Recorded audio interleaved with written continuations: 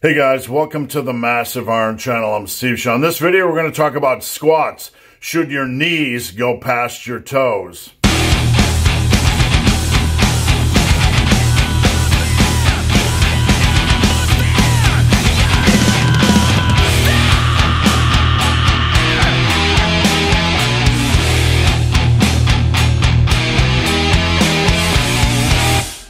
Before I get into this topic, if you have any questions or comments, drop them down below. The best topic ideas, I turn into videos just like this. All right, the inspiration for this video is a client. A client of mine came to me this weekend and posted a video about knee pain. And the area that this client was pointing to was right above the knee, right on top of the knee. And I'm fairly certain, I'm not a doctor and I don't pretend to play one on YouTube, but I'm fairly certain from my personal experience that he was experiencing some form of knee tendonitis. Now, let me backtrack a little bit here and tell you why I believe this is tied to the concept of not allowing your knees, or the belief that you can't allow your knees to go past your toes on squats. So way back in the day, when I first started trying the box squat, when I first started playing with the box squat, I noticed my hips would move back. I noticed it changed the dynamic of my squats. And when I squatted, I was squatting more hips back rather than naturally. Now, the outcome of this was that I started to pick up knee tendonitis. I started to pick up pain or discomfort or just an awful tenderness, a weird sensation on the top of my knee.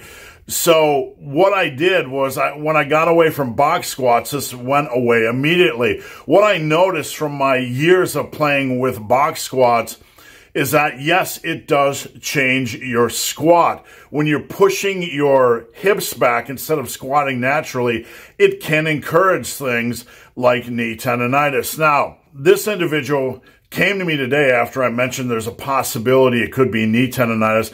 I mentioned to him that he should focus on trying to drive the butt straight down when he squats rather than trying to initiate the squat by driving the hips back.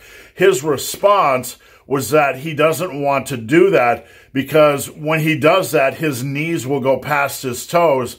And his belief is that that was an improper squat. The belief is that you can't allow your knees to go past your toes on a squat. And that's really the point of this video.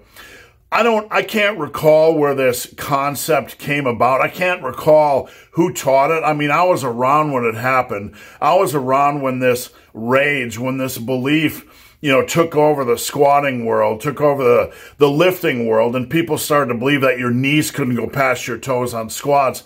But I'm here to tell you it's complete bullshit. We need to completely forget the concept. You need to completely forget you ever heard this silly concept.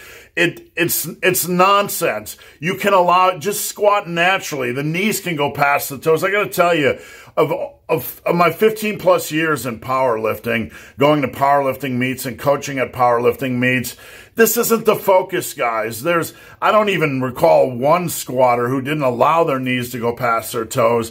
Again, I don't know where this concept came from, but it's still kind of lingering out there in the lifting world. And the problem with these types of concepts is that someone's going to continue to perpetuate it, and lifters like yourself are going to latch onto it and believe it's the gospel just because somebody, some influencer, some coach, someone somewhere told you to never allow your knees to go past your toes on a squat.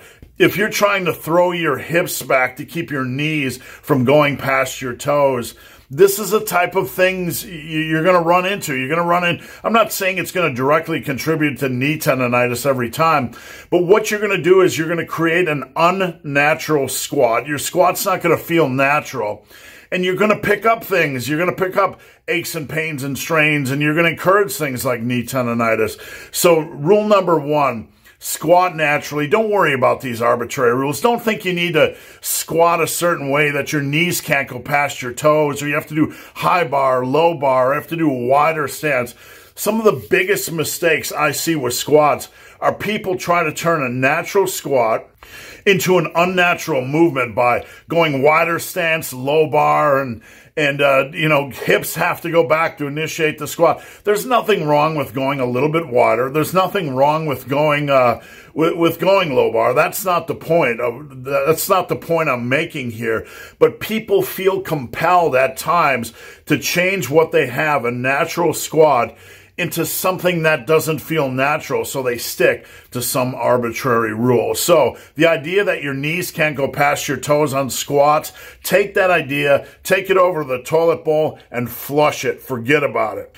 And one final tip for you guys, when you squat, you don't have to think about driving your hips back to lower. You just relax. What I try to teach lifters is to focus on driving their butthole straight down to the ground. This will encourage you to keep your squat kind of even so you're not twisting in the hole. And it'll help you feel a little bit more natural than just throwing your hips back and squatting down. A lot of times I see lifters compartmentalizing their squat where it's like hips back, squat down, right? When you squat, just think about keeping it a natural and fluid movement, driving your butthole straight down to the ground. So guys, hope this video has been of some help. If you have any questions or comments, drop them down below. If you made it this far in this video and have yet to subscribe to my channel, please do. I'd appreciate the support.